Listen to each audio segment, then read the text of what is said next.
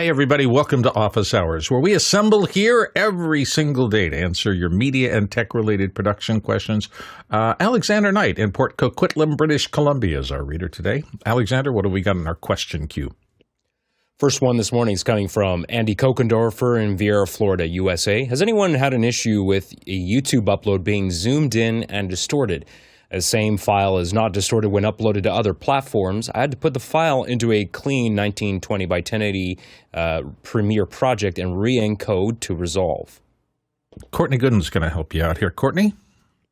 I've not had this problem, but I've seen similar problems like this. And what can happen is it depends on what was used to create that file originally and whatever encoded it. If it encoded it into an MP4 file, let's say, and it depends on whether it was in an MOV or QuickTime wrapper or not. Sometimes in that QuickTime wrapper, there's things called atoms, which are chunks of metadata in the wrapper that tell the whatever opens it what the resolution is of the video and what the bit rate, etc., is of the audio. There's two atoms in there in that MOV header. So maybe it was encoded with the 720 indication for the resolution in that MOV wrapper when it was really 1080, and that's what's causing the problem. And sometimes there's MP4 as well, which is internal, and maybe some things just use the MP4 metadata and some uses the QuickTime metadata, and it's wrong in one of those two metadata chunks, and so that's why it will show up as zoomed in, or it'll take that 1080p and think it's 720, so it'll blow it up. So when you re-encode it, it strips all that metadata off and re-encodes it and rewrites it onto the file, and that's why it gets fixed in Premiere. Chris Fenwick, your thoughts? I wasn't sure what Andy meant by a clean 1920 1080 Premiere project and re-encode to resolve. Didn't really make sense. But I will tell you this, Andy, and this has nothing to do with Resolve or Premiere, but I think editing in general. Oftentimes over the years, many years, we have ran into problems with a project that for whatever reason, it just gets wonky. And I can't even describe wonky, but y'all know what I mean, just wonky. And there have been times where we have to create, we call it a freshie, like in meetings. Did you make a freshie? So a freshie is a totally blank, sometimes a whole new project file, but at the very least, a new timeline. So you make a new timeline, there's nothing in it. You go to the problem timeline, select all copy, go to the new one, paste it in, and sometimes just magic happens. I'm not as smart as Courtney. Courtney was talking about his atoms and whatever. Maybe that's what you're doing. You're flushing some of the, detritus that gets built up over the time. And I'm talking about complex timelines that sometimes you've been working on for weeks. So we create a freshie, and sometimes it solves a whole lot of problems. Jeffrey Powers, you want to get in on this? Yeah, and because we see this with shorts all the time, is you start to record on a phone or something like that, and it's not an iPhone, it's maybe an Android device, and then you put it in and it does this weird stretch thing. What I would do is I would go into whatever editor you're using, or unless you're just getting the videos, but I'd use whatever editor you're using and just refresh it, because there just might be it might be saying instead of 1920 by 1080, it might be saying 1720 by 1080 for the video, and then when you upload that to YouTube, it's going to stretch it into 1920 by 1080. So I would just start fresh on whatever editor you have, clean out all the settings, clean out all the preferences, and see if that makes a difference. Yeah, it always amazes me that half this stuff works as well as it does. I know there's all sorts of technical double checks and triple checks to make sure things get written and read correctly. And most of the time, I think we just get used to it working. But I'll never forget a physicist that I was talking to a long time ago in one of the interview things that I did says it is possible for things like a cosmic ray to hit a gate and flip what was a 1 to a 0 or something like that. Doesn't happen all the time, and it's not an epidemic, but if it happens to be the wrong gate at the wrong time and you're writing data or something like that, he's not saying that's what causes most of them. He's saying there are certain things that you will never really be able to solve that causes these really complex and fragile things that we take for granted every day. I mean, there's millions of lines of code running through each of our computers every day. And, to be perfect, everything has to be constantly accurate, and it's just never going to be. So I've done the same thing that Chris was talking about, where you just take the wrapper for the project and take every bit of data in the project and put it in something clean with a new wrapper, and suddenly everything works well.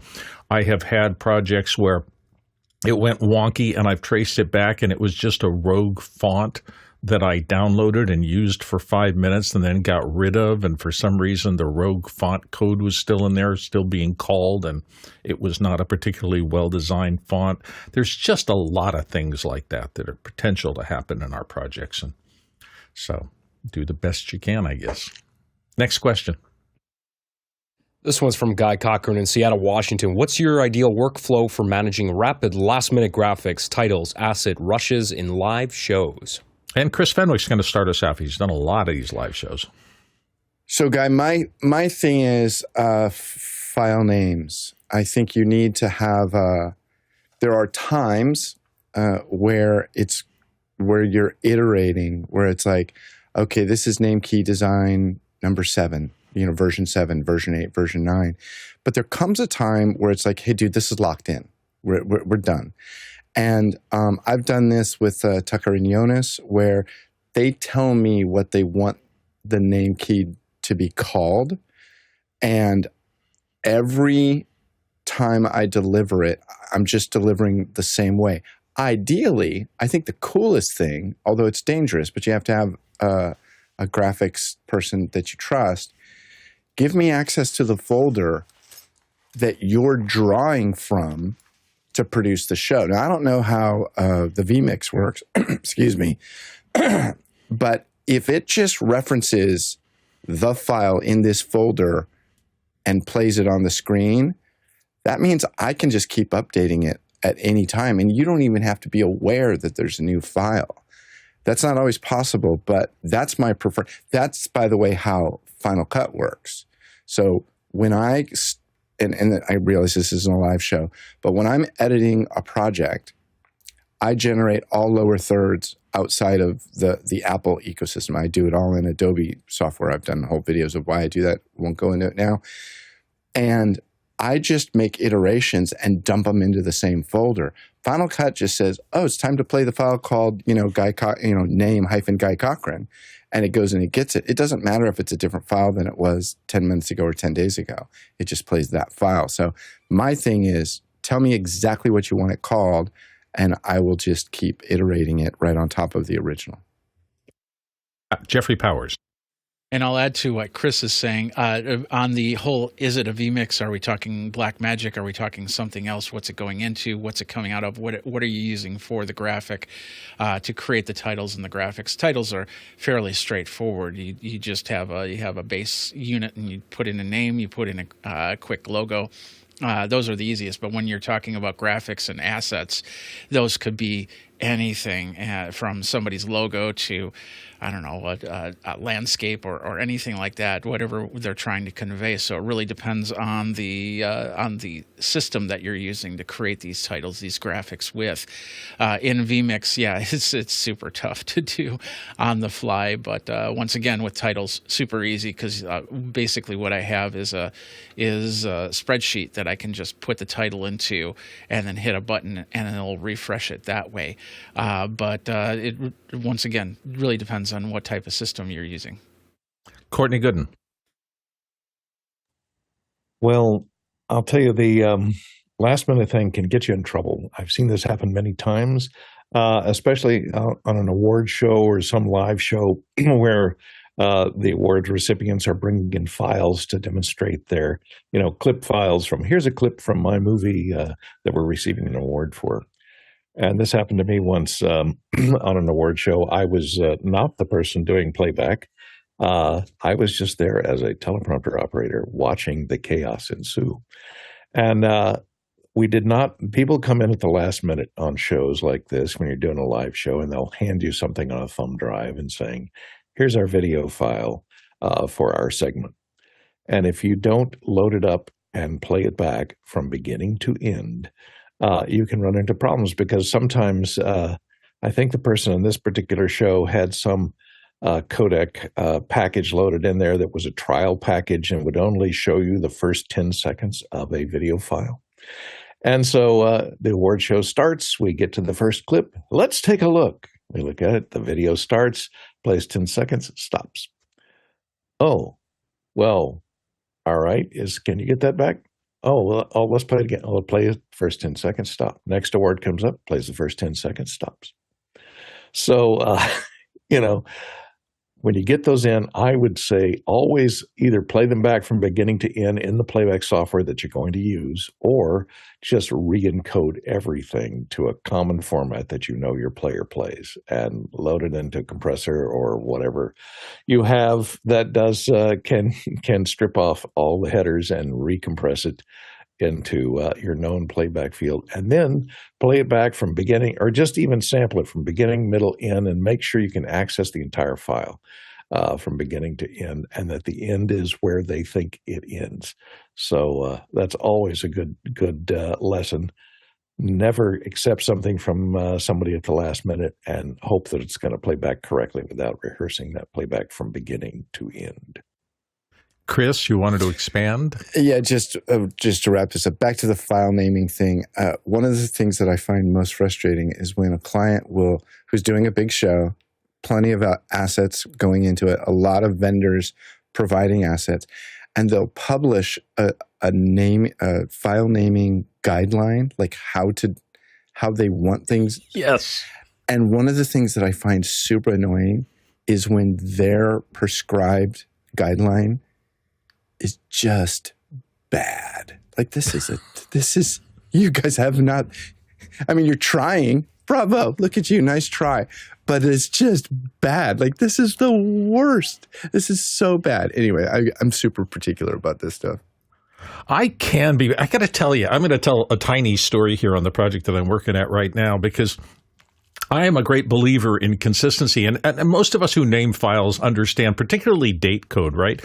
We grew up in an era where you put the year first and then the month and the date. So, 25/11/13 would be today's date code. And if you do that in front of every file, at least when you sort them by number, everything goes from oldest to last, and it's very convenient. Most of us use that. So I try to be really scrupulous about putting that in front of every file.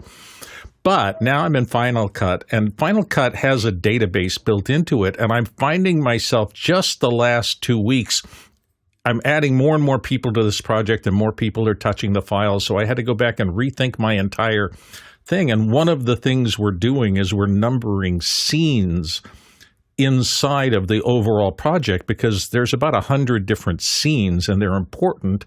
And when we're rehearsing the actors, I want to be able to direct them to the scene we're doing now. So I had to drop my date code in front of just the internal part of everything. And so now I've got two number schemes going. I've got the full project sorting date code in front, and then I've got this next one.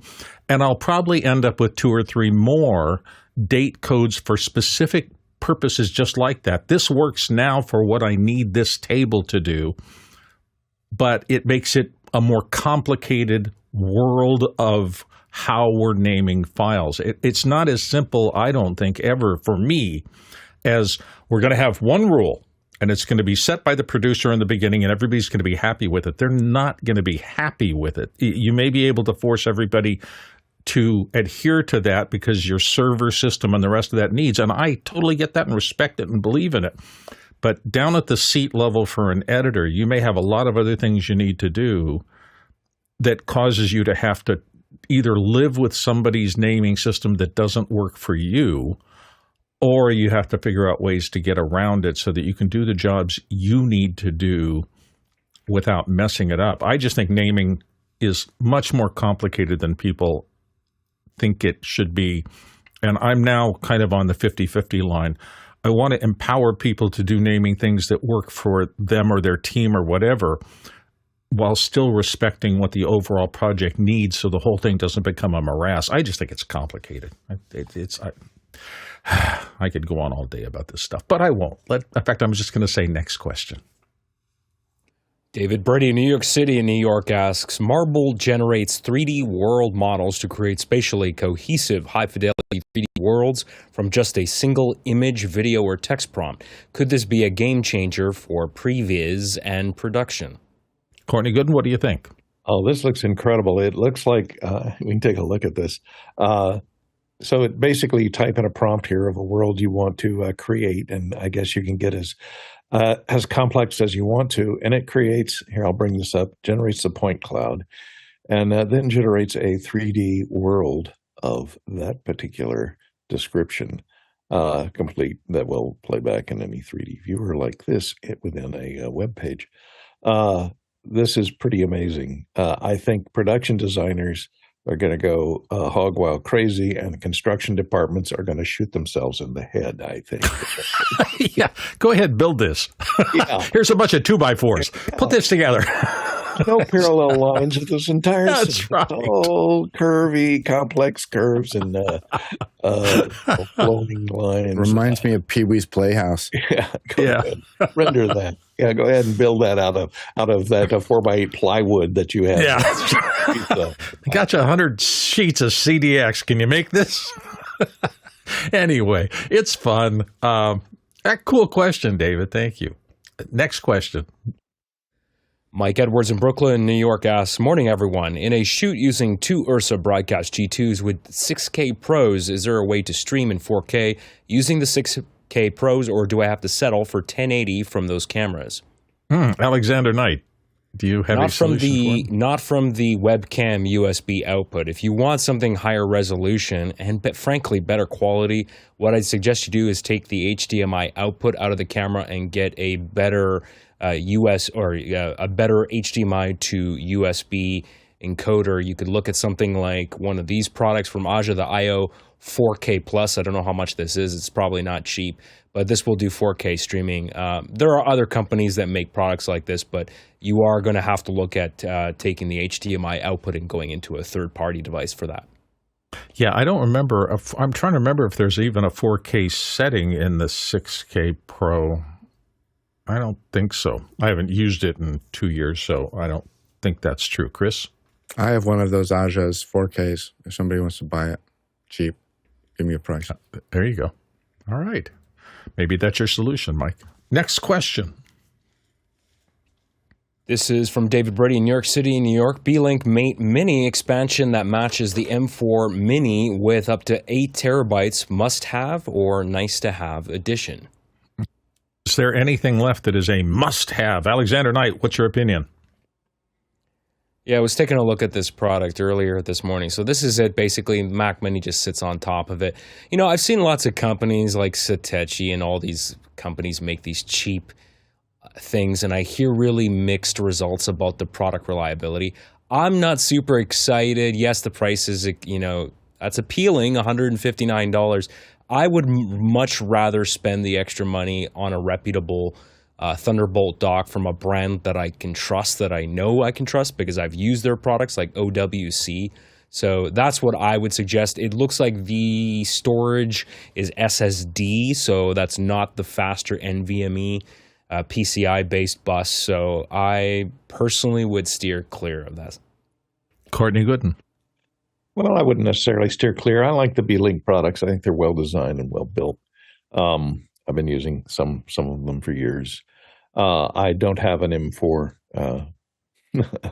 so Mac Mini, so it's tastefully designed in that it uses the it takes into account the fact that all the fans are in the bottom of the M4. Now, I don't know what it does about isn't the one with the power button on the bottom? Can you get your finger in the crack there to turn it on or off? That is the question.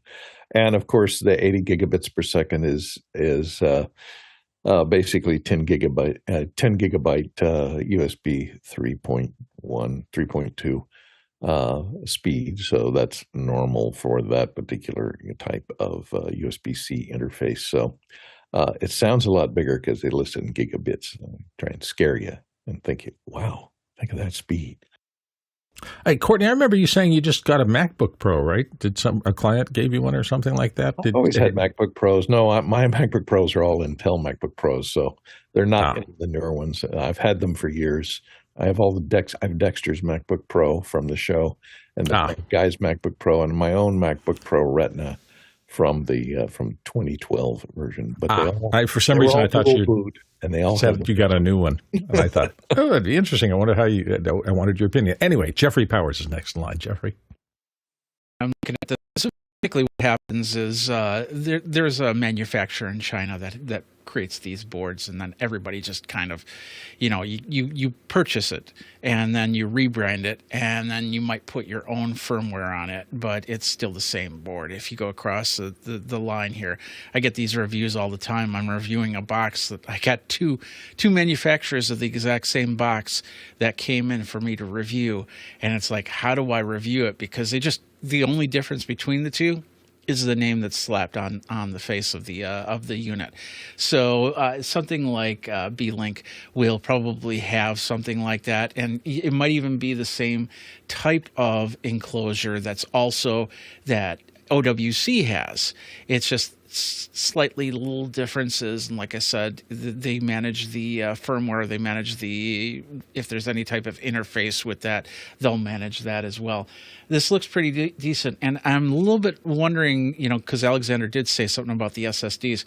They do take M2 NVMe, and they do go up to 80 gigabits per second. So it makes me wonder if they're just saying SSDs because they don't know that SSD and NVMe have different specs to them. So I still would be very careful in taking and using this and seeing what would happen. Go out there, and there's probably some YouTube reviews out there on that. The last thing I'll say is I don't know how that enclosure connects, if it just rests on the M4 unit, rests on the unit, or if it clips or clicks or whatever. I have the Thxs, the M4 enclosure that actually makes it look like one of the old cheese grater Macs, and it comes with NVMe connections, which run at about 3 gigabytes or 3,000 megabytes per second for storage in there, which is perfect for what I'm using it for. And so you just have to check it out and then check the reviews. I think that's going to give you a better solution if you want to get this type of enclosure.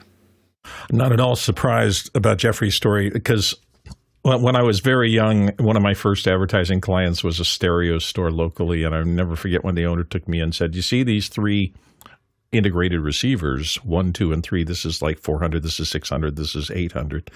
And he said, come on in the back room. And in the back room, he had the 3 models, and he had the faceplates on, and they were exactly the same. What they had done was drilled more holes in the faceplates of the ones at the higher things, but there was no reason for them to make and design 4 back ends to it. Now, maybe some things like this one had a bigger power supply or something like that. There were some modest changes between them, but not in terms of the basic circuitry, because why design 3 different things when you can design one that'll do everything? And I always remember that story from 40 years ago when I see that, you open up 5 different brand names and the board inside is exactly the same. It probably came off the assembly line the same day, and all they did was either enable or disable different functions depending on what the product was supposed to do. Courtney, you wanted to get back in on this? Yeah, I was just going to mention what Jeffrey mentioned, that it does have 2 NVMe slots inside of it. SSD really stands for solid state drive, which can be anything, either a 2.5-inch SATA drive is an SSD, and that's usually the confusion. If it says SATA, and you can have SATA in an NVMe in a PCIe connector, so it depends on the protocol they use, but this uses NVMe, I think, M2 transmission. So the hard drives that you put inside, and there's 2 slots in there for 2280, the 80 millimeter long boards. So you can put the 8 terabyte drives in there in each slot. So you can get up to 16 terabytes of SSD, which stands for solid state drive, which just means it has flash memory instead of a rotating disk. Next question. This is a QR code question from David Ragsdale in Wilmington, Massachusetts. I've downloaded the audio of a YouTube video, but there's a voiceover at the 10-second mark that I'd like to remove. What is the best way to do this? I have Apple Gear, Mac, iPad, iPhone, etc. Oh, this will be interesting. Jeffrey Powers, what do you think? Well, the answer is to not do it because that is a copyright violation when you download the music and you use it. But with that aside, there's a lot of AI replacement or retraction type apps out there. Like, for instance, I use a program called lalal.ai, L-A-L-A-L.ai. There we go. And basically what that does is it'll separate the vocal track from the music. And then in this case, you'd actually use the music side of the thing. And of course, you can create a way to mix-minus it out once you have the vocal all separated from the audio track. Yeah, David Brady in the chat says lalal.ai as well, L-A-L-A-L. Chris Fenwick? I have nothing to say except for the fact that Ragsdale is a great name, David, and I hope that you're making good use of it. That is just an awesome sounding name, David Ragsdale. Should be I was going to say, do you have relatives from the Ragsdale? No, it's just a great name. It's a great name. Then. All right. Next question. Nigel Dessau in Orlando asks, on our recent travels, people have been raving about Google F1.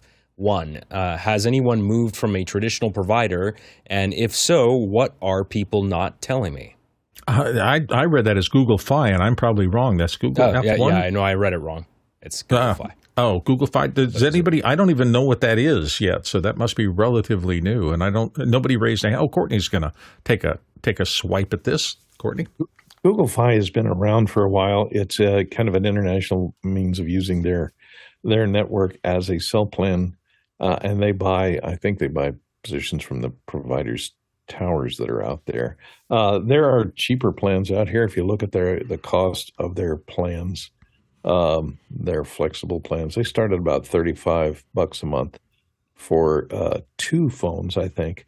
But I think it requires a minimum of 2, and it goes all the way up to $110 a month for global connectivity, so that then they make deals with all the global providers. I recently switched from Verizon to Mint Mobile, which is actually a T-Mobile uses a T-Mobile network, because Verizon had lousy coverage where I'm sitting right now. I only have one bar here. So I switched to this $15 a month plan from Mint Cellular. And it's unlimited. Mint Mobile, I think. Mint Mobile. Yeah. And they give you an unlimited plan for one person. A lot of the other ones are based on 2 phones, two persons. And if you're not 2 people, and I'm not, you don't want to buy those plans that start at a minimum of 2, like Google Fi. But they offered one for $15 a month. And if you pay up front. And if you buy 12 months at $15 a month, basically with the taxes and everything, is $180 for a year of unlimited talk, text, and data. And it uses the T-Mobile network, and it's been really good high speed for an incredibly cheap price, because I was paying, $60 a month for a month instead of, for Verizon's service of the same service, unlimited. So Google Fi is just not basically another cellular service, is guess what I'm reading here and in the chat. Chris? Is Google Fi different than Google Foo? Yeah, probably. Okay. One has a U and one has an I. Fee to get Fi, Foo, Fum. Good grief. Here we go. Let's move on. In the chat, Vic Hernandez says mobile virtual network operator. That's what they are, I guess. And Jack Cannon says, I use Google Fi in Europe and Asia, and it was pretty seamless. So I guess it's just another cellular carrier network somebody has strung together in this case. Somebody with a lot of back-end money, Google. Next question. Rajan Chandil in Los Angeles, California. OBS is holding onto the NVIDIA Broadcast camera and won't show my Insta Link camera. How can I reset which camera OBS on Windows chooses? Oh, man, nobody raised a hand on this, Raj. Unfortunately, there's probably not anybody on the panel today who has enough experience with this. I hate just this idea of something latching on and holding on and not giving it up to the next iteration of what you want to use. Always annoys me. I have a couple of circumstances in my life where in order to get out of something, I have to literally hard shut down my computer just to get it to release some permalink in there, and it annoys me greatly. Jeffrey Powers, you raised your hand. What do you think? Yeah, I wanted to verify my thought here. It's most likely the InstaLink 360 is being held by another program, usually within the browser. So closing out of any other application, you'll have to restart OBS most likely. But that will most likely fix your issue right there. If you don't have any other application in there, and it really depends, are we talking Mac or are we talking PC? But in either case, you'll want to go into the tasks and see what's running in the background. And you might have to close a couple of those programs as well. Chris Fenwick. Hopefully this helps you. I use OBS all the time. I know that people say it's unusable on the Macintosh. It's just not true. But what does happen on occasion, if I boot things in a different order, a source will go blank. All right. So something else is messing with that source. What I do is I double click on the source in the source window. I change the input. I change it back to what it should be, and it usually pops right in. That little tidbit of information may relate to the problem that you're having. And also, he says OBS on Windows. So he's in Windows. Yeah, he's in the chat. He says PC, and JJ McKenna noted disable camera, then re-enable in that particular scene, deactivate. And the InstaLink 360 camera is often held by the app that it comes with. So maybe if you see any app that's running that looks like that, yeah. Let's hope you can figure it out. Let us know, Raj, or come back tomorrow and see if anybody on the Friday crew has a better solution for you. Next question. Douglas Carmichael asks, has anyone had experience with live sound spatial platforms like L-Acoustics LISA? Today is the wrong. If you bring that back on a Wednesday. Wednesday is our audio heavy day, and we usually have people who have more experience with spatial sound and things like that. In fact, it's usually a really good crew for that. So, Douglas, unfortunately, that's another one where we're going to have a miss on Thursday. Thursday is, most of us from the traditions of office hours are kind of video people on Thursdays. It's not always true, and we always have people who are generalists and know a lot about a lot of things. But in this particular case, we're going to miss on this. Next question. Rosalind Shondale in Los Angeles asks, recommended HDMI ingest card or HDMI input for a Windows NVIDIA PC AMD desktop computer. Courtney's going to start you out here. Courtney?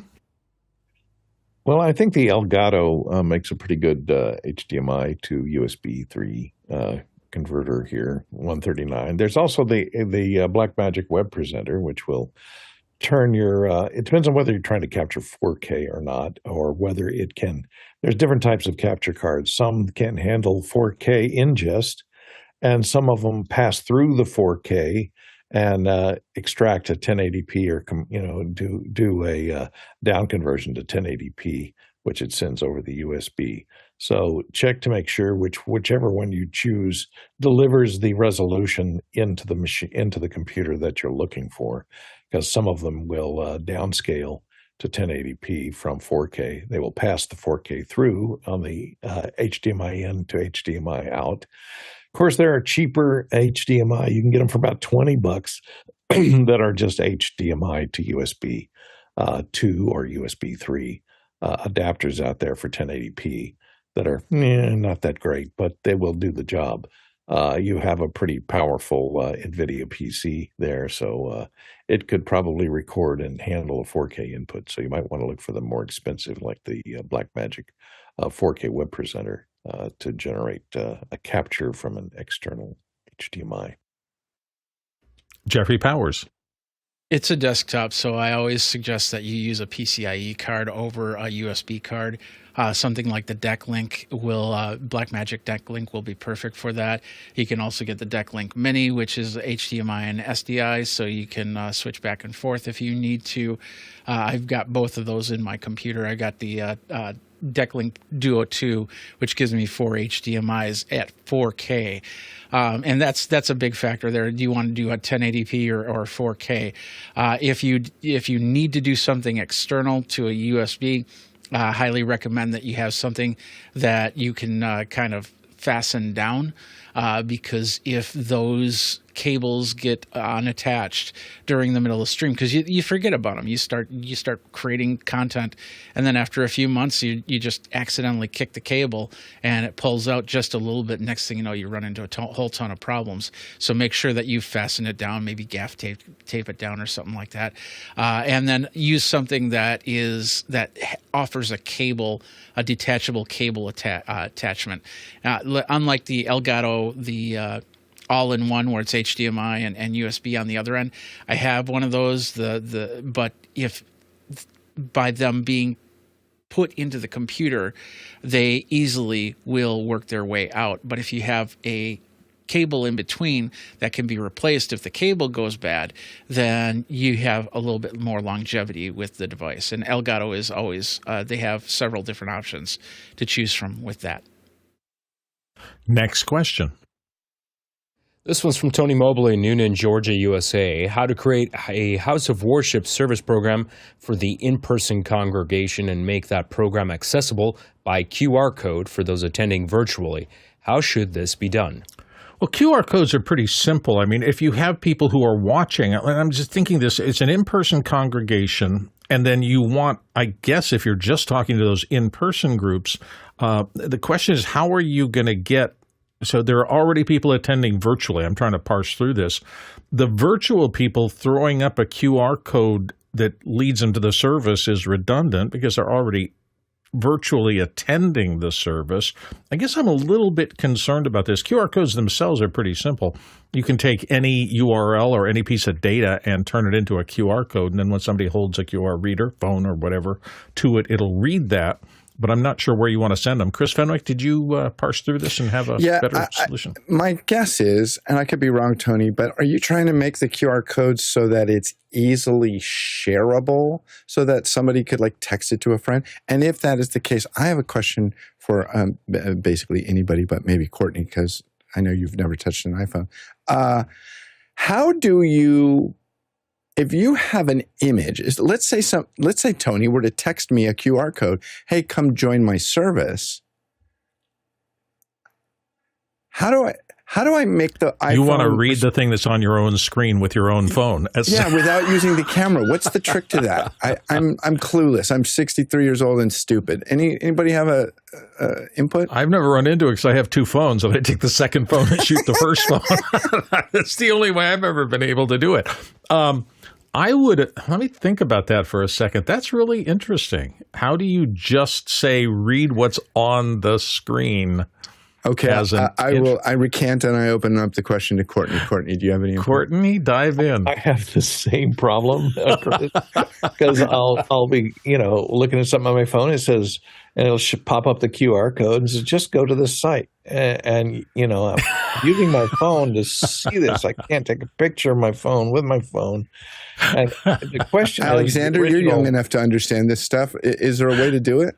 Well, the original question. Hey. I mentioned this, then we can go on to the way to capture a QR code on a QR code on a web. One thing is he's talking about an in-person congregation, so people within the house of worship.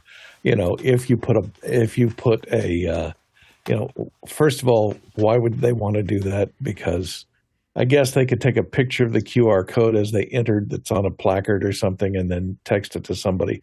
But a better solution would be a URL shortener. So the URL to your service stream, make a bit.ly shortener or something so that you have a really short code that anybody can type into any browser on their phone or anything else, a PC, without having to pull out or have a camera that shoots a QR code. So that's, I think, a better solution for doing that than trying to pop up a QR code and dealing with people that may be receiving it on their PC that don't have a camera plugged into it. I just looked at 3 QR readers on my phone, and none of them say read screen. Jeffrey Powers, have you figured this out? Well, for that, first of all, I'll tell you that later. But to answer Tony's question, the way I read Tony's question was you're looking for a QR code that you can send to people, so every week they can click on that QR code to get to the worship video. And if that's correct, then you might want to use like a third-party service that has a constant option to that. If it's going straight to a Zoom, you can create a Zoom room like we do with After Hours. So they basically sign up for it, and then they'll get the email. And then, of course, you can have a regular QR code because it's a standard link that never changes on that.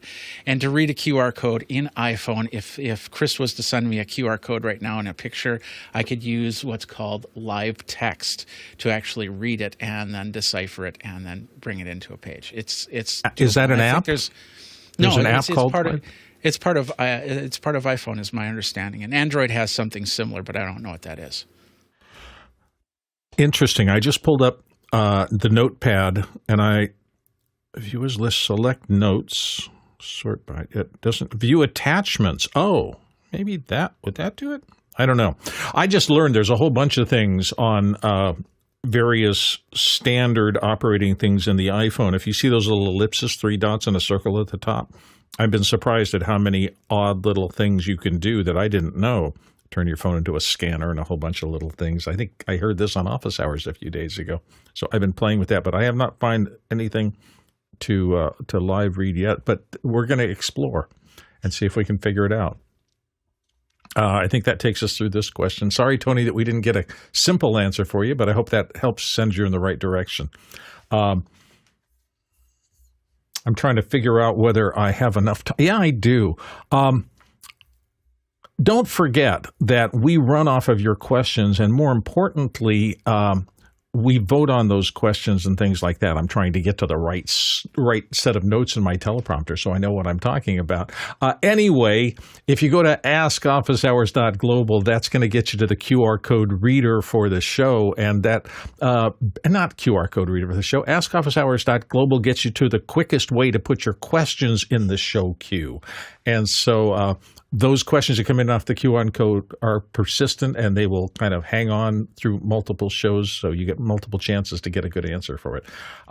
Next question while I get my act together here and get my screens rearranged. This question comes in from Paul Valhus in Austin, Texas. What do you make of Beelink's new Mac lookalike direction and this powerhouse PC? Oh, well, we're going to Courtney as our resident Beelink long-timer. Well, they're packaging the new Ryzen AI chip, the GTR9 Ryzen AI Max 395. And the thing that's curious about this, it can deal with 128 gigabytes of the memory that can be used for TOPS for AI model holding and access. So it's an AI powerhouse. It's also priced as an AI powerhouse at $2,400. Of course, I guess that's a lot cheaper than you'd pay for a Mac Studio that probably handles a lot less TOPS for AI. But boy, does that look like a Mac Studio. Yeah, but it kind of looks like. But, who said that they could patent the design of, a rounded rectangle, and extruded up to about 4 inches tall? They tried to patent the rounded rectangle earlier, and people showed them a picture of an 1820 slate, that you drew on with chalk that were given to children as an interface device when they tried to patent the rounded rectangle, the rounded corners on the iPad. They lost that case. May not have patented them, but it's really interesting that after Macs did the first laptops, all the laptops started looking like Mac laptops. And here we go. They got another product category, and now all of a sudden, all the third-party stuff starts appearing like that. I get it. I mean, if you have something that's built to work with a Mac in that form factor, now it will probably work for a different company's product if it's built in the same form factor. So that just makes sense for marketing. Chris Fenwick? I think it's interesting. I did not know that, Courtney, that Apple tried to patent round corners. What I do think is interesting is the number of their products that have the exact same radius on the corner. Like the phone corner is the same radius as the laptop, and the laptop is the same radius as the iPad. It's not the same in my Mac Studio. I'm just sitting here looking at it has a much larger radius. But the number of things that have the same radius is really kind of fascinating. That is. I didn't realize that. I just laid my phone on top of my laptop, sure enough. So my phone has the same radius as my iPod thing gizmo. See that. Same radius. So anyway, maybe set all the CNC machines are set once. This is the Apple standard. Maybe the guy who knows how to change the radius on the CNC left the company. Yeah, maybe that's what they have to just keep using. A team of Apple engineers calculated the precise radius to use. That's right. They would avoid puncturing your palm when held. Careful, Courtney. You keep talking like that, you're going to get a job offer. You're going to be moving Probably to Cupertino's. goes back to that. Bye, Hollywood. Hello, Cupertino. Courtney's moving into Apple. It probably goes back to the radius of a seashell, like taking over Johnny iPod's little job. We spent thousands of hours comparing to get the precise radius that would. Next question. That's the golden radius. Douglas Carmichael asks, JetBlue's media bag rate policy excludes individuals whose primary content creation is centered around social media or gaming platforms. In an age where big media is even using social platforms, is that outdated? Well, this is going to be an interesting discussion. Chris Fenwick, what do you think? You know, I like to take this opportunity. It's difficult to get up early in the morning and do this, but I like to take AG1. AG1 is the great So here's what I think. Here's what I think, Douglas. I think these people are trying to hold on to their money. Yes, a lot of kids are saying, "Oh no, I'm media," because they have a TikTok stream or whatever it's called. But I think the airports are just trying to hold on to, or the airlines are just trying to hold on to money. I will tell you this. I haven't flown for 4 years, and nor will I ever again. And I can't imagine traveling in anything less than my full-size pickup truck. I couldn't pack into a carry-on bag to save my life anymore. Jeffrey Powers. I don't think they're focusing too much on the carry-ons as they are the checked luggage here, because you could go into an airport and have like a big old tripod, and you try to check it on a plane. So, oh no, I'm media, so I get to check that for free.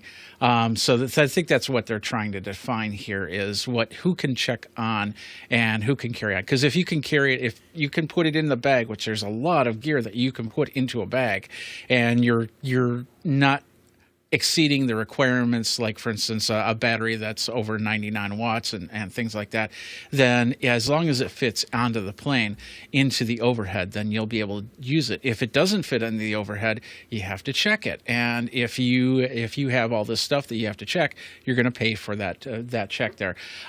And most likely, if you're going on travel for an event and you want to call yourself media, first get a media pass, and as like for the event that you're going for, rather than a blogger or any other type of social media a pass. That way you have something to show them, and you want to do that before you get to the airport on the day of, because you might have to pay for it. They might require you to go into the lounge or into the store and get another bag, fill it up, and then you're going to be checking that, and you're going to be paying a price for it. Courtney Gooden. Yeah, I agree with what everyone says. It's for checked baggage, not for carry-on. The media pass, which is basically a reduction for extra bags carried on the plane, and it allows you to put overweight bags on the plane without being charged the outrageously, if you're 3 ounces over the 50-pound limit or whatever it is, they'll charge you $100 per bag if you're 3 ounces over.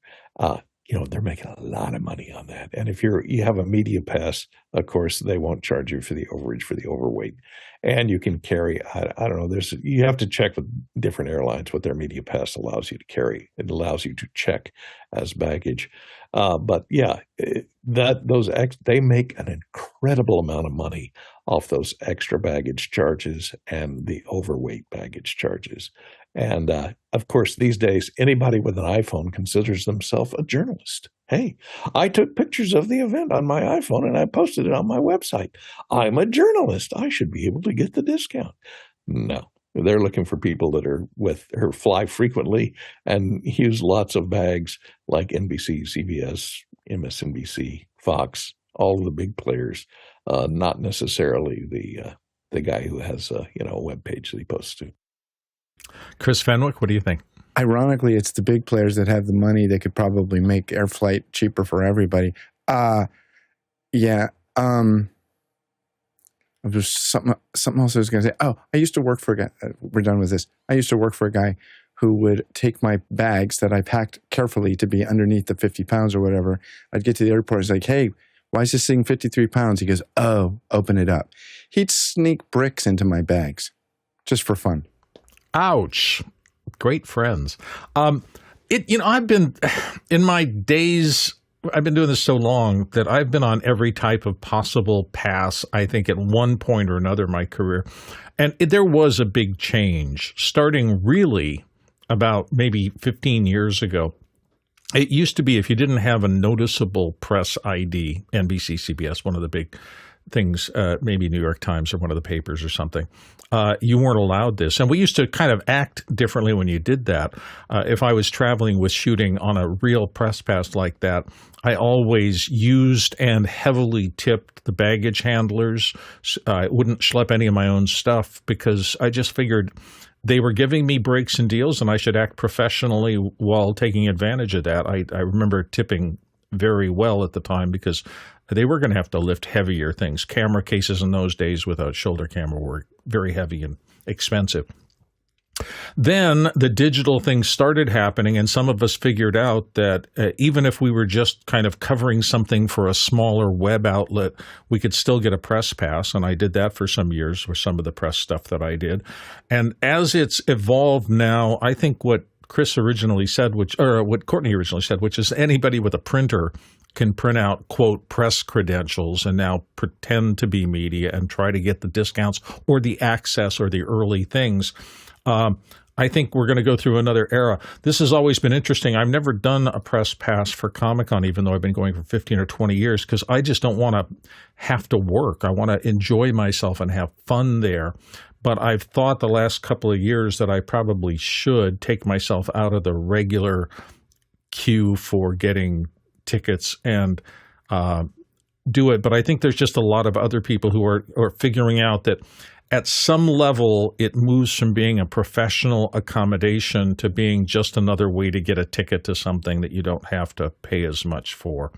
And I think we're going to have to deal with this because I think what was said originally, which is that everybody with a blog is potentially now media, quote, end quote.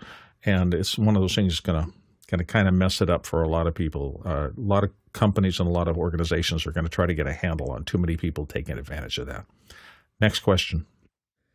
Rajan Chandil in Los Angeles, California asks, preferred hardware to run Playout Bee.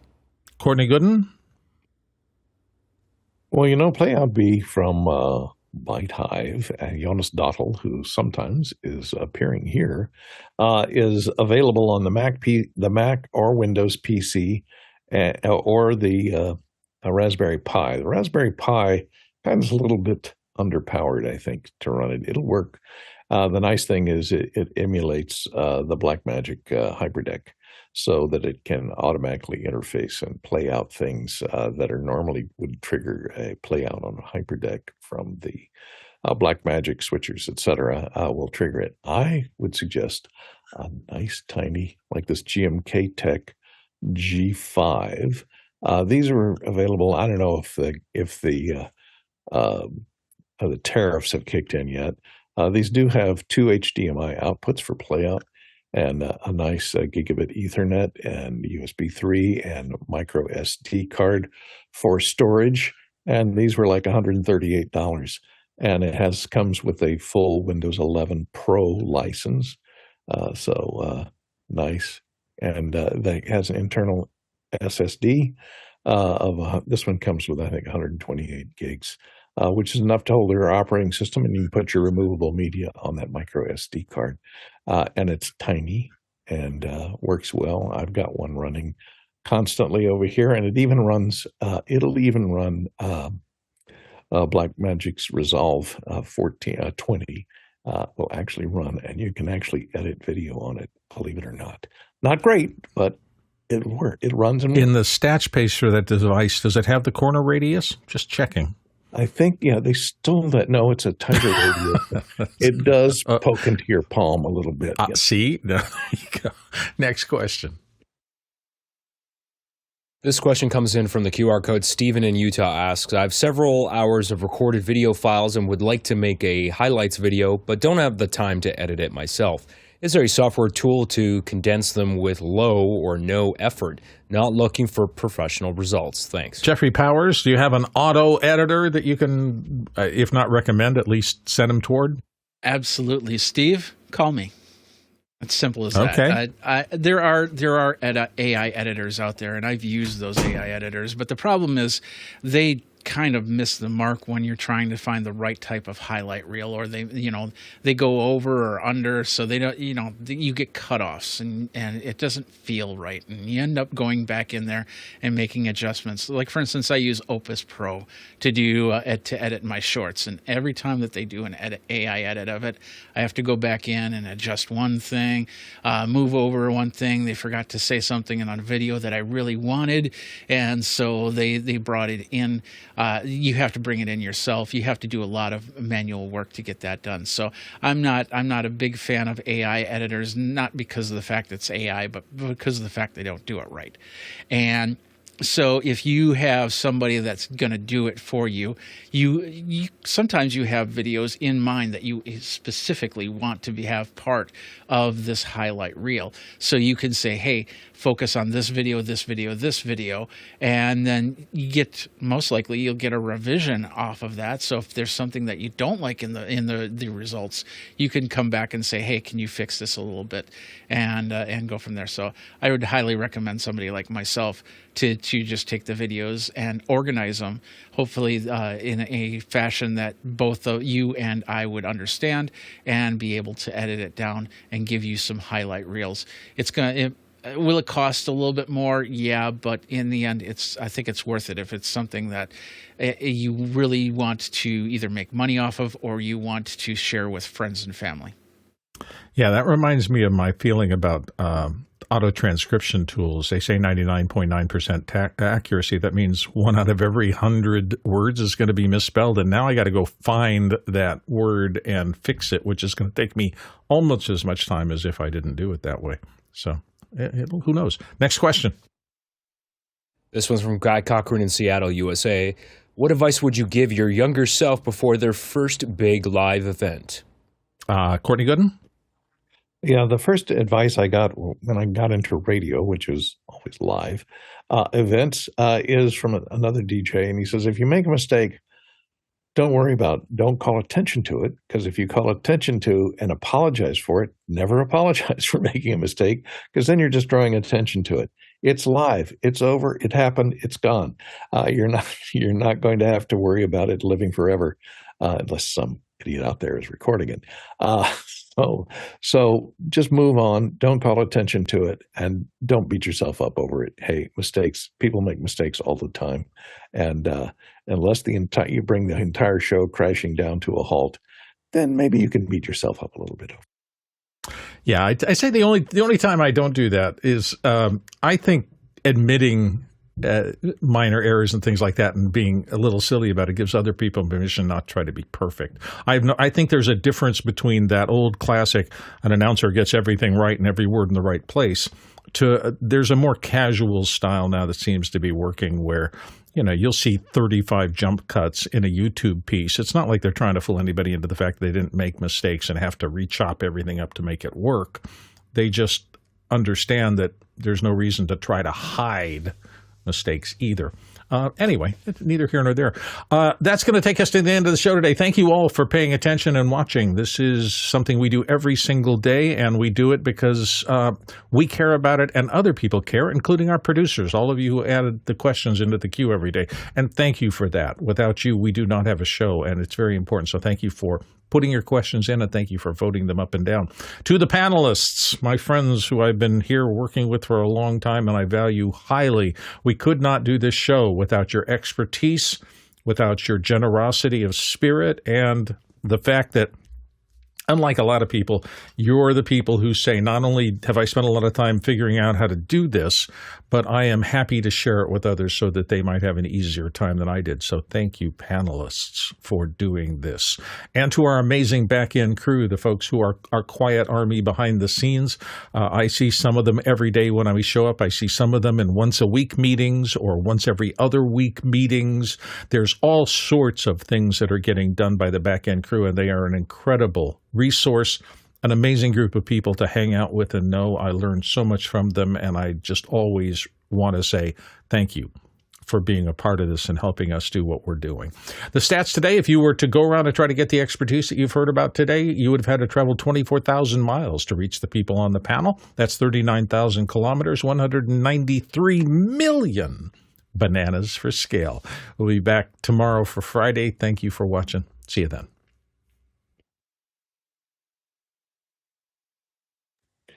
And by the way, Chris, Apple was granted the patent number D67286 in 2012 for the rounded corner in a handheld device. There you was go. debated by Samsung. I know that we got spanked because we were using a very simplified line drawing icon of a mobile device that had rounded corners, a screen, and then a little circle at the bottom when Apple used to have the fingerprint sensor power button. And we were told by Schwab Legal that we can't use that icon because it's too Apple. Protected. It's intellectual property. Yeah, sure. It was a Look and feel. design patent, not a functionality.